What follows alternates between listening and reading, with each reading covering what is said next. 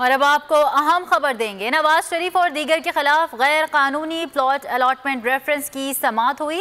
عدالت نے ریفرنس کے گواہ معظم رشید کو 3 جون کو جرح کے لیے طلب کر لیا ہے۔ عدالت کا ملزموں کو آئندہ سماعت پر دوبارہ پیش ہونے کا حکم دیا گیا ہے۔ اس حوالے سے مزید تفصیلات بتائیں گے نمائندہ بول نیوز منیر باجوہ ہمارے ساتھ موجود ہیں۔ جی منیر، بتائیے گا سماعت کا احوال۔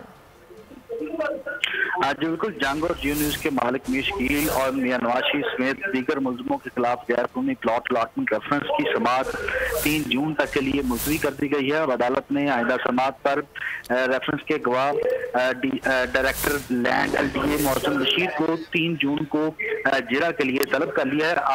آج عدالت نے